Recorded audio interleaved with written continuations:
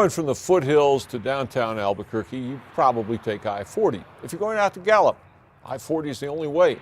Sure, when you're on the interstate, you pay attention to traffic, but you probably don't think much about the people in all those other cars and trucks. Well, you better. Here's News 13's Katie Kim on special assignment.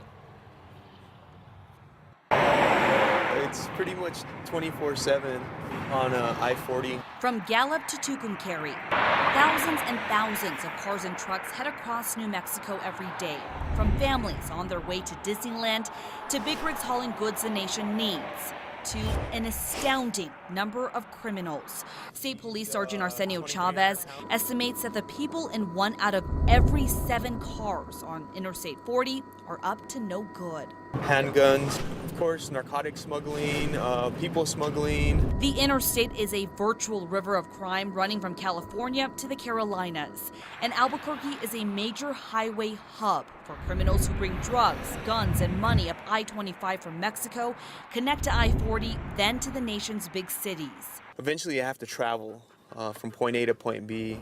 And then the nice thing with I-40 is it connects east to west. K91, go ahead.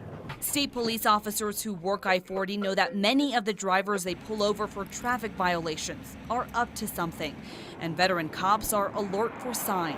We're looking for nervous behavior, inconsistencies in travel. In February, state police discovered 17 pounds of meth after pulling over a car near Route 66 Casino. You figure a person only needs, a gram to get high. So, that'd be a lifetime supply of methamphetamines or heroin. And don't forget about all those big trucks. State Motor Transportation Police nabbed a trucker on I-40 last year with 469 pounds of marijuana. The same day, officers discovered 428 pounds of pot, 170 pounds of cocaine, 8 pounds of heroin, and a pound of hash in another semi. And with the drugs comes a lot of money. But instead of traveling with good old bills, officers say criminals are traveling lighter by putting their cash on credit cards.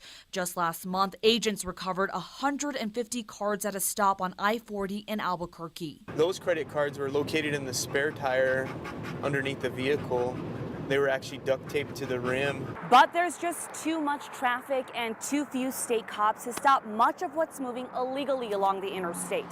So now the feds are getting involved. There's very little enforcement on there. Kevin Abar with the U.S. Department of Homeland Security Investigation says his agents are helping state and local authorities along I-40. It's very important that we do the enforcement on an I-40 and make the difference. Because criminals aren't just peddling drugs and money. It's huge. The amount of child exploitation that goes on, not just in New Mexico, but across the country. Agents haven't seen a ton of human trafficking cases recently, but Abar says it's definitely out there. We asked the Department of Homeland Security if they're looking for terrorists on I-40. They said no. But officers do say there are plenty of criminals on the run using the interstate. Just last month, Sergeant Chavez says state police stopped a convicted felon out of Texas headed to California. With him, 4 unregistered guns and ammo. We don't know what they're capable of doing. But headlines show otherwise. In July 2011, 2 suspected murderers from Arizona drove on I-40 to Albuquerque, where they left their victim's body at the Sunport before hopping on a plane to North Carolina. And one of the most horrific cases in recent years involved Arizona prison escapees who hijacked a camper trailer and killed an Oklahoma couple. Their bodies were found just 3 miles north of I-40 near Santa Rosa in August 2010. Sergeant Chavez says drivers should be alert to the real dangers along the interstate. So they're definitely a danger to the public. That's why we're out here and we're trying to, stop something before it happens. On special assignment, Katie Kim, KRQE News 13.